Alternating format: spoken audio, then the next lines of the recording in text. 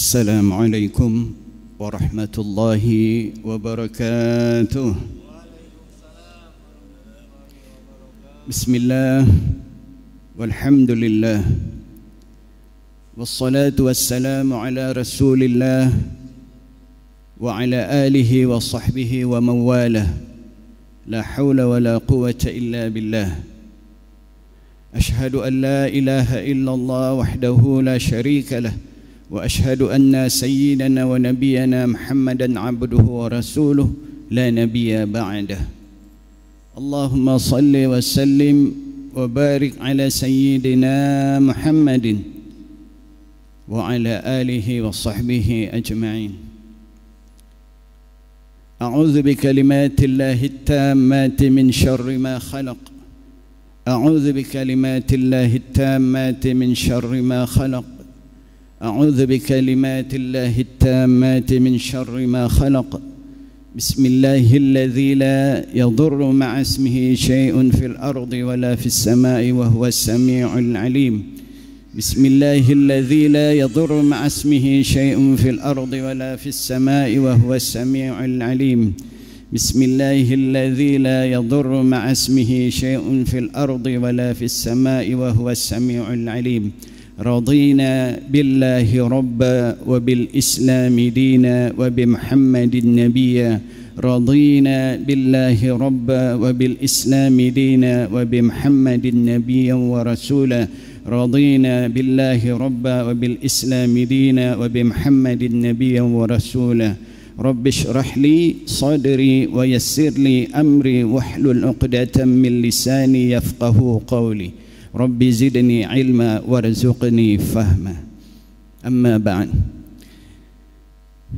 Yang saya muliakan, yang saya hormati orang tua kami Syekh Utsman dan Kiai Yohana yang baru saja kami kenal, yang Masya Allah beliau sudah dakwah kemana-mana. Katanya sebentar lagi mau ke Medan, kemudian mau ke Kalimantan di tempat kami. Mudah-mudahan Allah panjangkan umur beliau, Allah selalu memberkahi beliau dan selamatkan dia dalam setiap perjalanannya. Yang juga saya hormati para pengurus DKM Masjid Agung Al-Mujahidin beserta jajarannya, orang tua, para sepuh, kiai, anak-anak muda yang Masya Allah tabarakallah. Semoga Allah selalu meridai kita. Semoga Allah selalu memberikan kita kemudahan di dalam kita beribadah di bulan Ramadan ini. Karena Ramadan ini adalah anugerah terindah yang diberikan oleh Allah kepada kita umat Nabi Muhammad sallallahu alaihi wasallam. Hadirin wal hadirat yang dimuliakan Allah Subhanahu wa taala,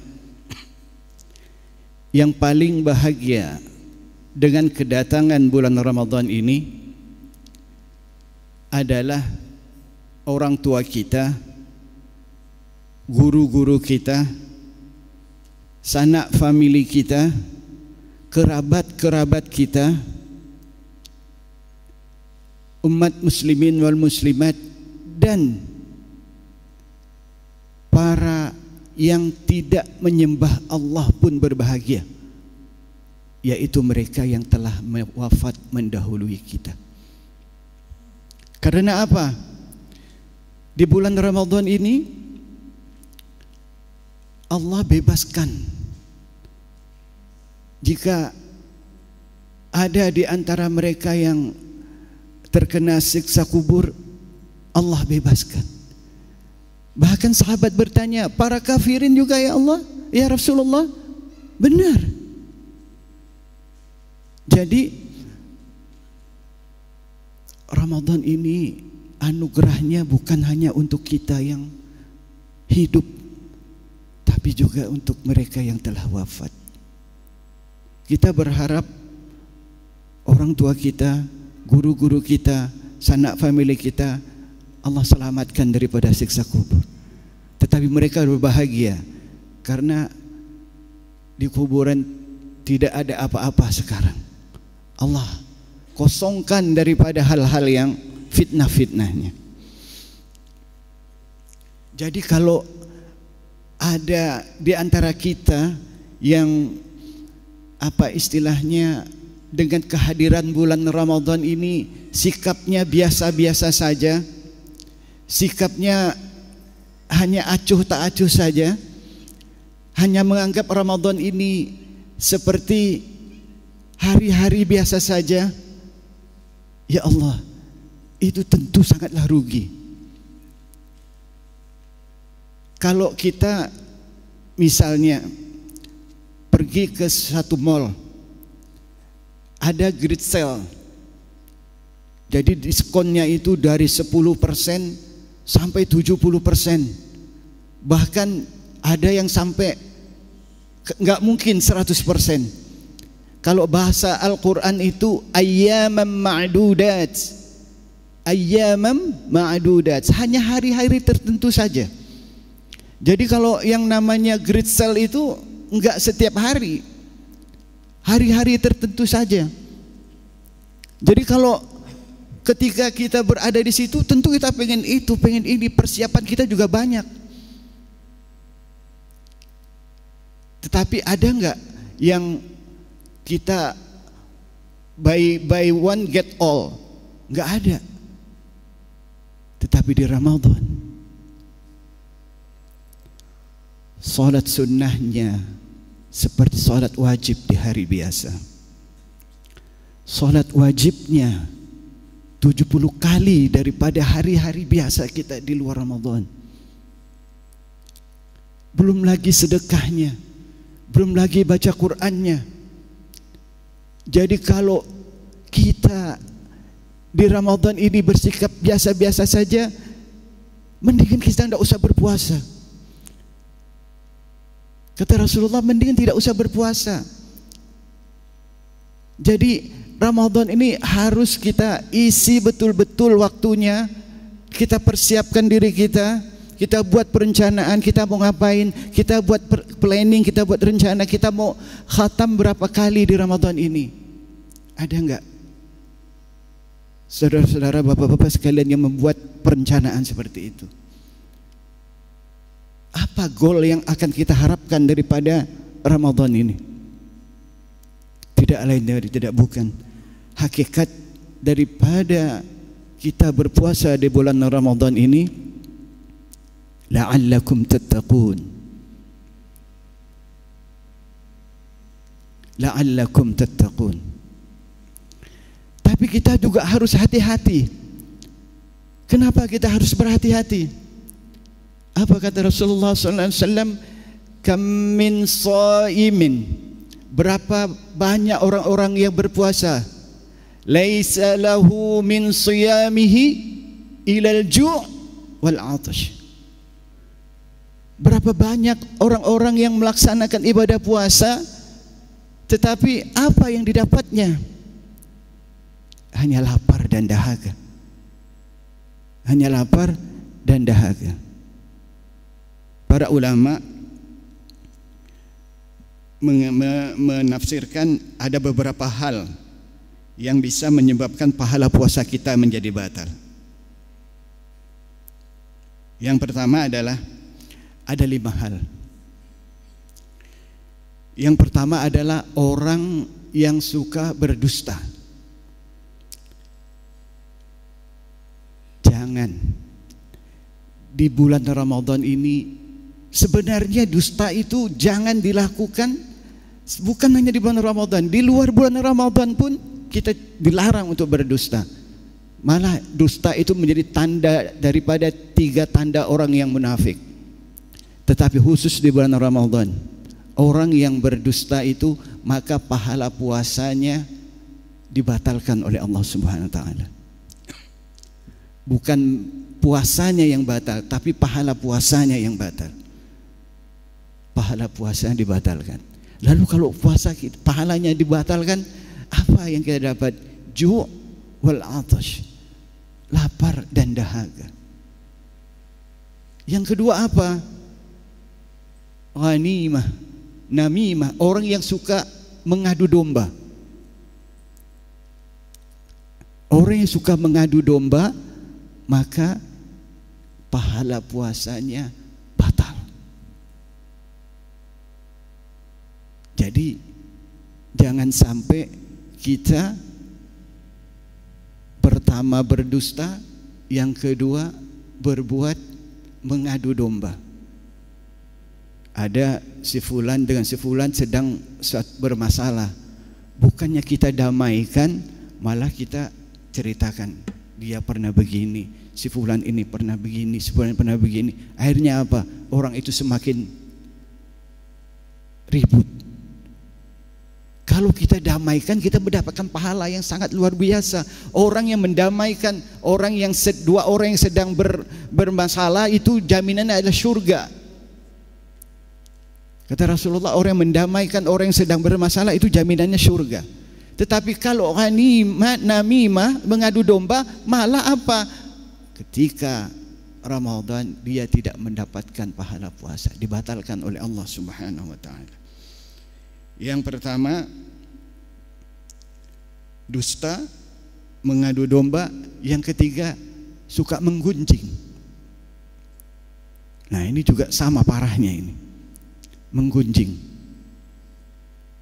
Ada teman lagi duduk, kita ajak bercerita, kemudian kita menggunjingkan orang lain, menceritakan kejelekan orang lain. Nah, ini kita juga dibatalkan pahala puasanya. Jadi hakikat daripada puasa itu bukan hanya sekedar kita menahan hawa nafsu kita, bukan hanya sekedar menahan lapar dan dahaga kita. Penglihatan kita jaga, pendengaran kita jaga dari hal yang bisa membatalkan pahala puasa kita. Yang keempat adalah melihat wanita ataupun wanita melihat pria dengan syahwat. Ini juga bisa membatalkan pahala puasa kita. Apa yang kelima? Sumpah palsu, berbohong, menggunjing, namimah, sumpah palsu, dan melihat lawan jenis dengan syahwat. Nah, apa hakikat daripada puasa ini? Hakikat daripada puasa itu bukan hanya sekedar menahan lapar dan dahaga, tetapi kita pendengaran kita jaga, penglihatan kita jaga, perut kita jaga dari memakan sesuatu yang diharamkan oleh Allah Subhanahu wa taala. Kaki kita jaga dari melangkah ke tempat-tempat yang diharamkan oleh Allah. Kita bukan tidak boleh ke pasar, bukan kita tidak boleh ke mall, tetapi secukupnya saja. Kalau pedagang itu memang pekerjaannya, wajib dilakukan. Nah, kalau ada dari saudara-saudara sekalian yang berdagang, ada sebuah pesan daripada Rasulullah, ada pesan daripada ulama, kalau berdagang niatkan apa? Rasulullah itu kan dari umur 8 tahun adalah seorang pedagang. Niatkan kita mengikuti sunnahnya Rasulullah SAW. Jadi ketika kita niat kita mengikuti sunnah Rasulullah SAW, dari semenjak kita buka dagangan kita sampai kita tutup dagangan kita, kita dihitung pahala oleh Allah. Jadi ibadah kita itu bukan hanya sekedar kita membaca Quran, bukan hanya sekedar kita sholat sunnah, bukan hanya sekedar sedekah, tapi berdagang pun itu adalah pahala. Karena apa? Kita mengikuti sunnahnya Rasulullah Sallallahu Alaihi Wasallam. Nah, maksudnya itu kalau untuk kita yang bukan pedagang ini, kalau keperluannya itu tidak terlalu penting, mending jangan ke pasar, mending jangan ke mall. Manfaatkan betul-betul waktu kita, isi waktu kita ini dengan apa? Dengan perbanyak berzikir, dengan perbanyak tadarus, dengan perbanyak menuntut ilmu, dengan perbanyak berzikir pada Allah, bersolawat. Isi betul-betul Ramadan ini dengan hal-hal yang baik. Ada satu sahabat Nabi, beliau masih muda, beliau bernama Zaid. Zaid sebutannya oleh orang-orang di kampungnya, sebutannya adalah Zaid al-Khail. Zaid al-Khail. Al-khayl itu kuda. Maksudnya dia ini jago menunggang kuda. Zaid si penunggang kuda. Suatu ketika jarak antara tempat tinggal Zaid ini dengan tempat tinggalnya Rasulullah SAW di Madinah itu kalau ditempuh dengan berkuda dengan standar biasa saja itu memakan waktu 3 hari. Tapi Zaid memacu kudanya, kemudian dia sampai di hadapan Rasulullah. Dia bercerita, ya Rasulullah, aku memacu kudaku yang harusnya aku tempuh jarak dengan menuju ke rumahmu adalah 3 hari, aku tempuh dengan 1,5 hari saja. Rasulullah tersenyum. Ya Zaid, kata Rasulullah, apa yang hendak engkau tanyakan? Iya ya Rasulullah, aku pengen menanyakan satu hal. Aku pengen menanyakan satu hal. Apa Zaid yang ingin kau tanyakan? Ya Rasulullah, bagaimana menjadi orang yang dikehendaki oleh Allah Subhanahu wa ta'ala? Ini anak muda, pertanyaannya sangat-sangat luar biasa. Dia ingin bertanyakan, ya Rasulullah, bagaimana menjadi orang yang dikehendaki oleh Allah Subhanahu wa ta'ala? Rasulullah tersenyum. Rasulullah melihat kegigihan pada Zaid dalam berbuat kebaikan. Rasulullah balik bertanya kepada Zaid, ya Zaid, apa yang ada di dalam pikiranmu setelah engkau bangun tidur? Nah, ini pertanyaan Rasulullah kepada Zaid. Apa yang engkau fikirkan ketika engkau bangun tidur? Apa jawab Zaid? Ya Rasulullah, ketika aku bangun daripada tidurku, yang aku fikirkan adalah apa hal kebaikan yang ingin aku lakukan di hari itu. Apa hal kebaikan yang ingin aku lakukan di hari itu. Itu yang pertama.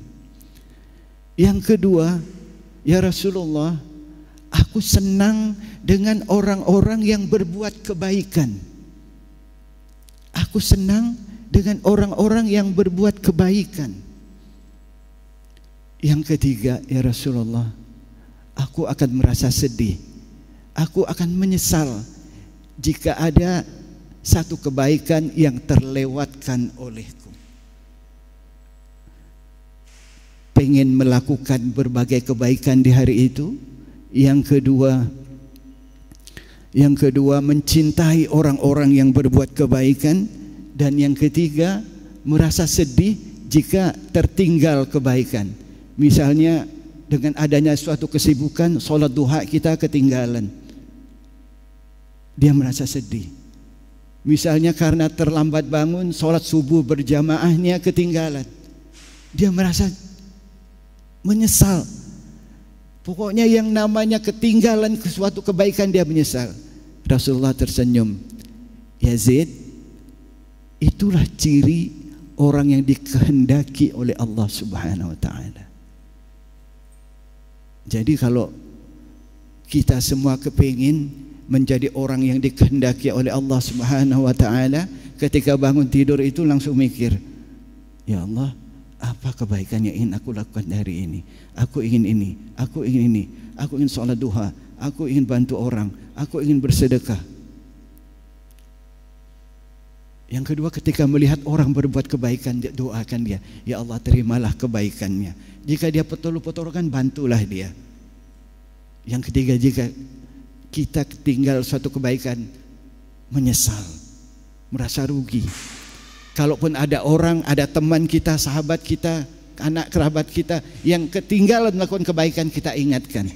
Karena Rasulullah mengatakan, ad-dinu nasihah. Agama itu ada nasihat. Kita saling mengingatkan, kita saling mengingatkan, kita saling mengingatkan. Hadirin wal hadirat yang dimuliakan Allah Subhanahu wa ta'ala, perintah daripada puasa Ramadan ini jatuh pada tahun kedua Hijriah. jatuh pada tahun kedua Hijriah.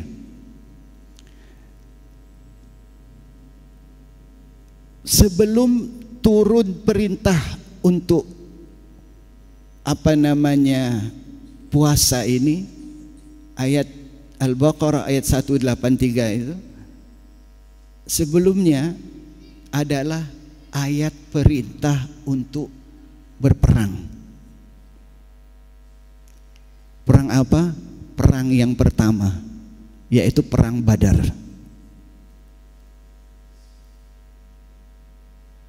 Kenapa? Saya sedikit menceritakan kronologi bagaimana terjadinya perang Badar. Setelah ditandatangannya 48 pasal daripada Piagam Madinah, negeri Madinah yang pada saat itu disebut Yathrib aman. Di situ ada beberapa faksi. Yang pertama faksi kita, umat, faksinya Rasulullah, Muslim. Yang kedua ada Yahudi.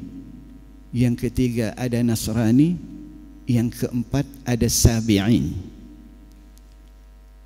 Setelah terjadinya Piagam Madinah, tanda tangan keempat faksi ini, Madinah aman.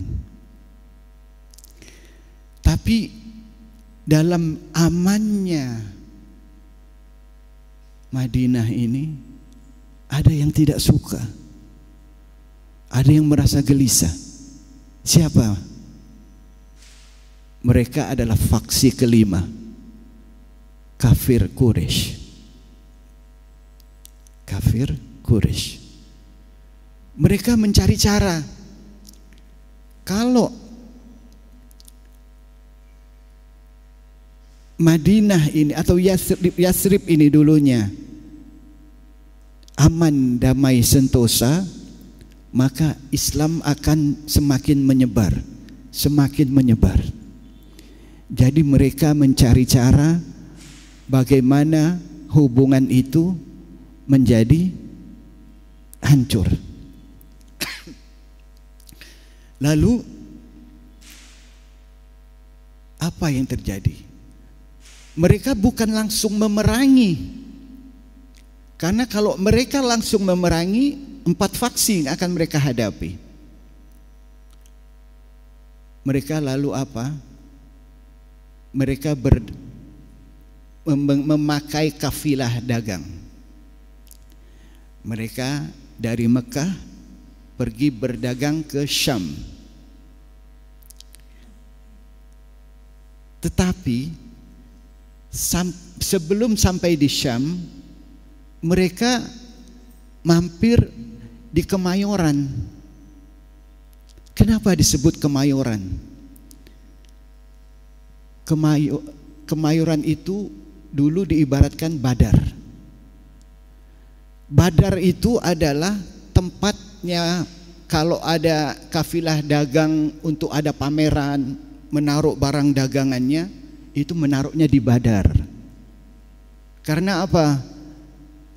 Badar itu menurut guru-guru kami yang meneliti tentang sejarah-sejarah, air di Badar itu, air sumurnya itu agak terasa manis. Jadi kalau pameran di situ itu ada tempat yang sangat strategis. Kalau di Kemayoran sekarang kan banyak pameran-pameran. Kalau banyak pameran itu kan dilaksanakan di Kemayoran kan. Nah, Badar itu seperti itu. Mereka kemudian berdagang di situ. Tetapi apa yang mereka lakukan? Yang pertama mereka lakukan adalah membakar sinagog. Itu dipimpin oleh siapa pada saat itu? Pada saat itu kafir Quraisy dipimpin oleh Abu Sufyan. Abu Sufyan pada saat itu belum masuk Islam. Mereka kemudian membakar sinagog. Nah, setelah mereka membakar sinagog, ini kan Yatsrib mulai gempar. Berarti ini sudah mulai tinggal ada 3 faksi. Ini kenapa kok Piagam Madinah baru ditandatangani, tetapi kok sinagog kami dibakar? Nah, mereka mulai mencuriga. Nah, supaya lebih mengkerucut, apalagi yang mereka bakar? Yang mereka bakar adalah gereja. Sehingga apa? Sehingga tuduhan itu mulai mengarah kepada apa? Kepada umat muslim, kepada Rasulullah SAW dan para sahabatnya. Nah, kemudian datanglah orang Yahudi dan Nasrani ini. Mereka marah, mereka mendatangi Rasulullah dan ingin membakar Masjid Nabawi. Lalu turunlah ayat Al-Quran yang dikatakan oleh Allah Subhanahu wa taala. Allah Subhanahu wa taala memberitahu kepada Rasulullah SAW bahwa yang membakar daripada sinagog dan gereja itu adalah kafir Quraisy. Kemudian Rasulullah mengatakan kepada orang Yahudi dan Nasrani yang ada di sana itu, yang membakar sinagog kalian dan gereja kalian adalah kafir Quraisy. Tapi mereka tidak percaya. Kemudian mereka pergi meninggalkan daripada Rasulullah. Pada saat itulah turun perintah. Saya agak lupa ayat di depannya, tetapi yang selanjutnya itu wa asa an takrahu syai'an fahuwa khairul lakum wa asa an tuhibbu syai'an fahuwa syarrul lakum wallahu ya'lamu wa antum la ta'lamun. Di depannya itu, hai orang-orang yang beriman, diwajibkan kepada kalian untuk berperang.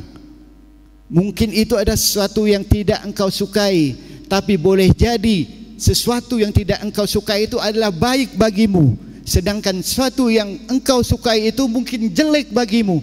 Allah Maha mengetahui, sedangkan kalian tidak mengetahui apa-apa. Nah, ketika turun ayat itu untuk diperintahkan untuk berperang, sementara 2 faksi besar ini pergi meninggalkan umat muslim. Umat muslim pada saat itu galau, bukannya takut, tapi galau. Bagaimana ini? Kok kita disuruh berperang, tetapi sebagian teman-teman kita yang tadinya sudah menandatangani Piagam Madinah pergi meninggalkan kita. Nah, setelah turun ayat itu, turunlah ayat Al-Baqarah 183. Ya ayyuhalladzina amanu kutiba alaikumusshiyam kama kutiba alal ladzina min qablikum la'allakum tattaqun. Hai orang-orang yang beriman, diwajibkan kepada kalian berpuasa sebagaimana yang diwajibkan kepada umat-umat sebelum kalian, supaya kalian menjadi orang-orang yang bertakwa. Ketika sahabat mendengar ayat ini diturunkan, mereka merasa tenang, mereka merasa nyaman, dan berperang Badar itu dilakukan pada saat umat muslim berpuasa. Rasulullah datang ke Badar itu pada tanggal 10 Ramadan, kemudian memenangi perang itu dan pulang pada malam 26 dan pada malam 27 hari ke-26 mereka sampai di Masjid Nabawi malam 27 Ramadan. Ada yang ajib daripada perang itu. Perang Badar itu kan umat muslim hanya berjumlah 300-an orang. Perangnya itu hanya menghadap ke depan saja. Sayapnya tidak ada. Kenapa sayapnya tidak ada? Sahabat melihat pada saat itu yang menjadi penyerang sayapnya adalah para malaikat. Sebelah kanan ada 3.000 malaikat, sebelah kiri ada 3.000 malaikat. Bagaimana mereka tidak kuat ketika melihat pertolongan daripada Allah Subhanahu wa taala. Jadi perangnya itu hanya jalannya ke depan saja, tidak ada yang sayap-sayapnya itu adalah daripada malaikat. 10 Ramadan berangkat, 26 Ramadan sudah pulang ke Madinah dengan membawa kemenangan yang gilang gemilang. Sampai di Madinah, itu kan malam 27. Sahabat keletihan. Sahabat keletih, kemudian tertidur. Nah, ketika sahabat tertidur itu, Rasulullah juga tertidur dan bermimpi, ditemui oleh malaikat Jibril. Pada saat itu turun Lailatul Qadar. Malaikat Jibril dan para malaikat-malaikat yang lain. Rasulullah melihat para sahabat ini dalam keadaan sedang menikmati berada di atas air. Berada di atas air yang sangat-sangat nikmat. Setelah sahabat bangun, apa yang terjadi? Madinah pada saat itu terjadi banjir. Jadi apa yang dilihat oleh Rasulullah SAW, para sahabat itu di Masjid Nabawi itu ternyata benar. Di luarnya sedang terjadi banjir. Nah, ada satu yang ajib. Ada hadis yang sering kita pakai. Naumus shaim ibadah. Tidurnya orang yang berpuasa itu adalah ibadah.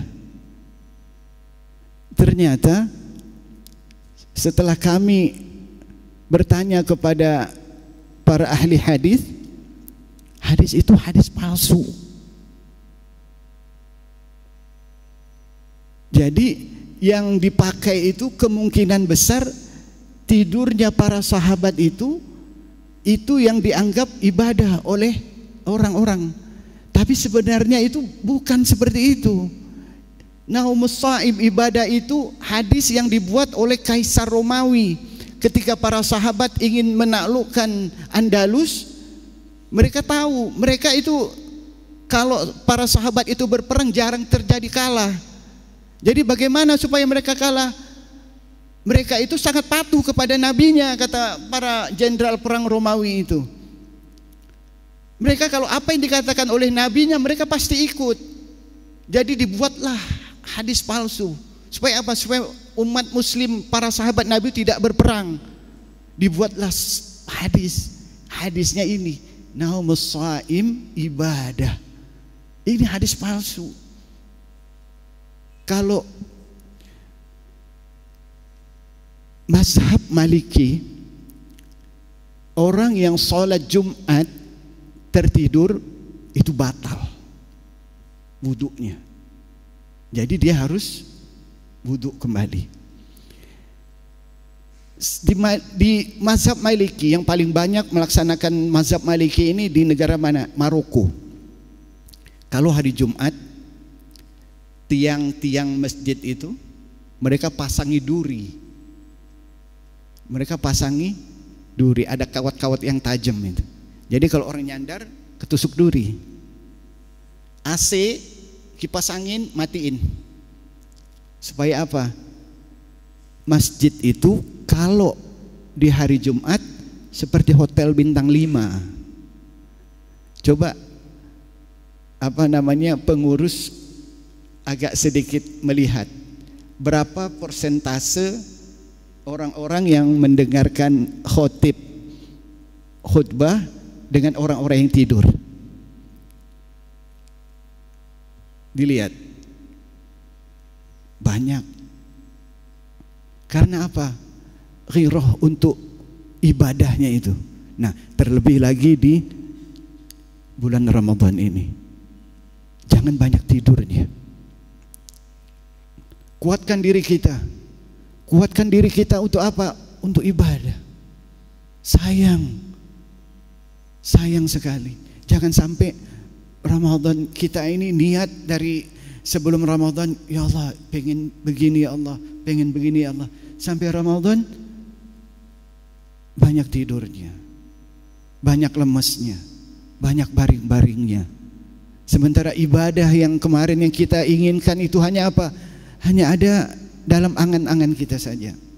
Lawan, Pak. Lawan. Karena apa? Iblis di Ramadan itu di siang hari itu kan diikat. Harusnya apa? Harusnya itu kalau nggak ada iblis yang membisikkan kita itu harusnya kita kan rajin ibadah kita. Tapi kenapa kita itu males? Baca Quran males, kita sholat sunnah males, kita lebih mengandalkan capek. Sementara para sahabat Nabi berperang dalam keadaan berpuasa.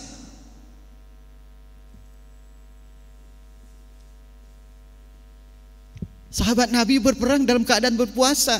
Seharusnya kita apa istilahnya ya, agak malu gitu. Harusnya kita juga harus lebih rajin. Kita bukan berperang, kita hanya disuruh beribadah.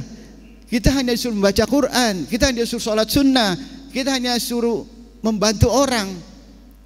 Tetapi alasan kita, aku sedang berpuasa, jadi badan lemes. Kalau ada orang yang mencela, ada orang yang memaki, nah, itu harusnya kita yang mengatakan ana shaim, kita sedang berpuasa. Ada orang ngajak berdebat yang tidak ada jelasnya, katakan ana shaim. Ada orang yang ngajak berantem, kita bilang ana shaim, itu baru benar. Tapi kalau ada orang ngajak kita untuk melakukan kebaikan, aduh badanku lemes nih, aku masih sedang berpuasa, harusnya jangan seperti itu. Harusnya kita mencontoh para sahabat. Mereka berperang dalam keadaan mereka berpuasa. Mereka berjihad di jalan Allah dalam keadaan mereka berpuasa. Mereka tidak mengenal kata lemah. Mereka tidak mengenal lelah. Karena apa? Ramadan itu adalah pahala-pahala yang ditingkatkan oleh Allah. Segala amal ibadah kita diberi oleh Allah nilai-nilai yang sangat luar biasa. Jadi kalau kita mengatakan di bulan Ramadan itu alasan kita sedang berpuasa, ya Allah, kita adalah termasuk orang-orang yang lemah. Rasulullah mengatakan, aku lebih mencintai orang-orang yang kuat, orang-orang yang semangat ghirahnya untuk beribadah itu sangat-sangat kuat.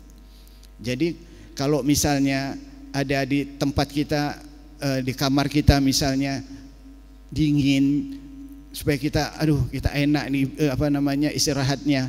Nah sebaiknya untuk di Ramadan ini agak dikecilin dikit. Supaya apa? Supaya kita tuh nggak mudah ngantuknya. Supaya itu kita tidak mudah dikit-dikit selonjoran, dikit-dikit baringan diri, jangan. Buat target, buat hal-hal yang baik. Ayat tentang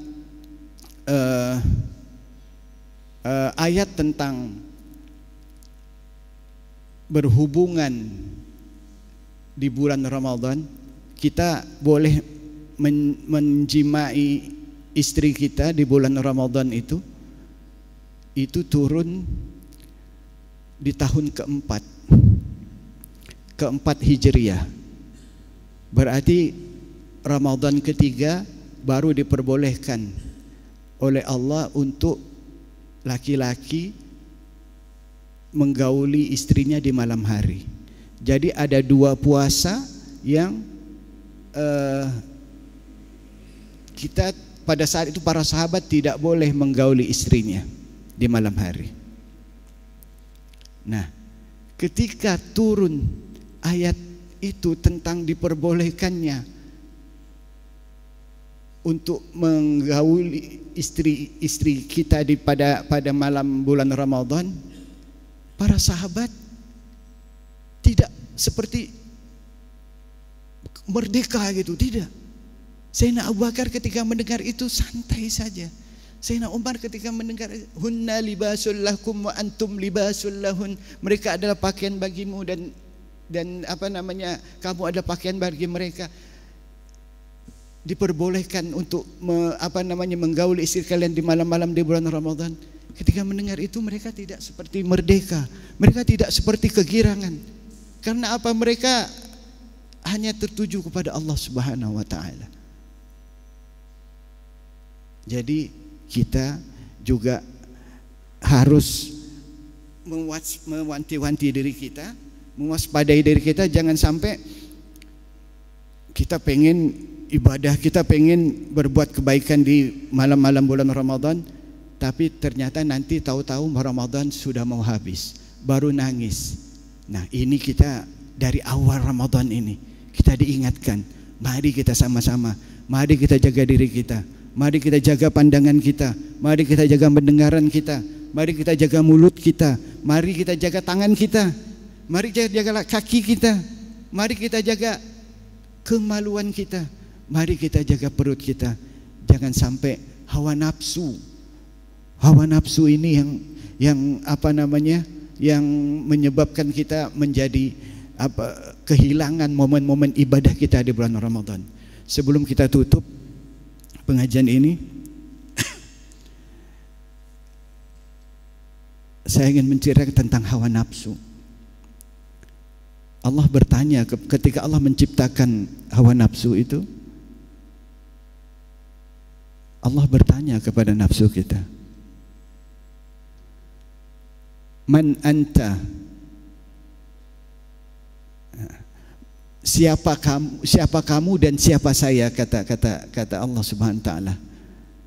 Kata nafsu menjawab, ana wa anta, gue lu. Hawa nafsu menjawab seperti itu. Kata Allah kepada malaikat, cambuk dia selama 1000 tahun. Hawa nafsu dicambuk 1000 tahun. Kemudian setelah 1000 tahun dihadapkan lagi, ditanya lagi, siapa kamu dan siapa saya? Jawabannya tetap sama, ana, anta. Kata Allah Subhanahu wa taala kepada malaikat, bakar dia di api neraka selama 1000 tahun. Setelah itu dikembalikan lagi. Untuk yang ketiga kali ditanya lagi oleh Allah Subhanahu wa taala, siapa kamu dan siapa saya? Apa katanya? Ana, anta. Kamu, saya. Kata Allah, masukkan dia ke dalam lautan yang paling dalam selama 1000 tahun. Dimasukkan dalam lautan 1000 tahun, lalu dipanggil lagi. Ditanya lagi, jawabnya tetap sama, ana, anta. Lalu apa? Kata Allah Subhanahu wa taala, puasakan dia, jangan beri dia makan. Hawa nafsu itu, puasakan dia, jangan beri makan. Ketika dia dipuasakan, dia baru bilang, ya Allah, anta Rabbi wa ana abdi. Ya Allah, engkau Tuhanku dan aku adalah hambamu. Jadi kalau kita ini berpuasa ini, kita bisa menekan pandangan kita, kita bisa menekan telinga kita, kita bisa menjaga mulut kita, kita bisa menjaga kaki kita, kita bisa menjaga tangan kita, kita bisa menjaga kemaluan kita, kita bisa menjaga perut kita, 7 anggota tubuh kita ini, insya Allah hawa nafsu kita akan bisa kita kendalikan. Hawa nafsu kita tidak akan menjadi seperti bayi yang terus kita kita kasih, kalau enggak dia nangis. Karena kalau hawa nafsu kita tidak kita latih, hawa nafsu kita itu tidak kita ajari, maka itulah yang terjadi. Kita akan selalu mengikutinya hingga nanti kita akan celaka, baru kita tahu, ya Allah ternyata begini. Jadi jangan sampai. Insya Allah mudah-mudahan bermanfaat. Itu yang dapat saya sampaikan. Yang baik datang daripada Allah Subhanahu wa taala, yang tidak baik pasti dari saya. Saya mohon maaf, saya banyak kekurangan. Mungkin kalau ada yang pengen didiskusikan, silakan. Ini kebetulan juga ada Pak Kiai, jadi kalau saya tidak bisa menjawabnya, saya akan minta tolong sama Pak Kiai, insyaallah ya. Assalamualaikum warahmatullahi wabarakatuh. Subhanallah, alhamdulillah. Apa yang disampaikan mudah-mudahan kita bisa amalkan di bulan suci Ramadan ini. Baiklah para jemaah, masih ada waktu yang ingin bertanya dari sebelah kanan atau dari mana saja.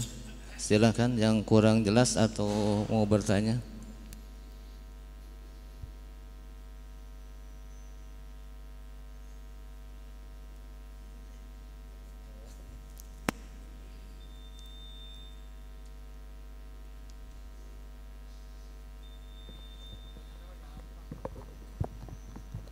Bismillahirrahmanirrahim. Assalamualaikum warahmatullahi wabarakatuh. Waalaikumsalam warahmatullahi wabarakatuh. Mohon maaf Habib, dari uraian yang diuraikan tadi, saya sebetulnya ada satu pertanyaan. Barangkali para jamaah juga tahu, karena ini pertanyaan kepada saya dari teman-teman saya. Kalau melaksanakan sholat sunat di bulan Ramadan, misalnya sholat sunat tahajud ya, kan biasanya ditutup dengan witir. Dan pada saat Ramadan ini kan setiap taraweh itu diadakan witir, sholat witir. Apakah perlu dalam sholat tahajud itu kita witir lagi atau tidak? Saya kira itu aja Pak Habib. Mohon penjelasannya. Terima kasih. Billahi taufiq wal hidayah. Assalamualaikum warahmatullahi wabarakatuh. Waalaikumsalam warahmatullahi wabarakatuh.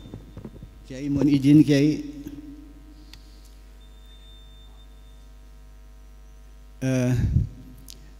Ada satu sahabat yang datang kepada Sayyidina Abu Bakar radhiyallahu anhu.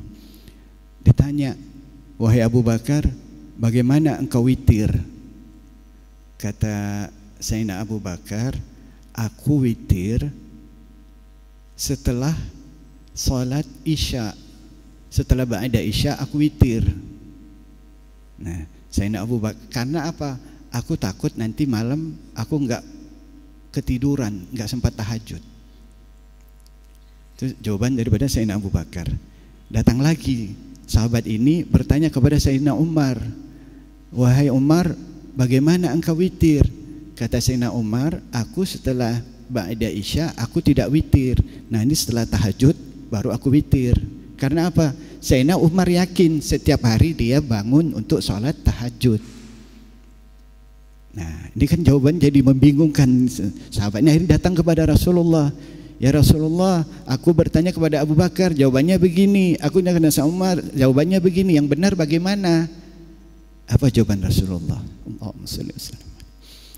Rasulullah bilang, sahabat-sahabatku itu seperti bintang.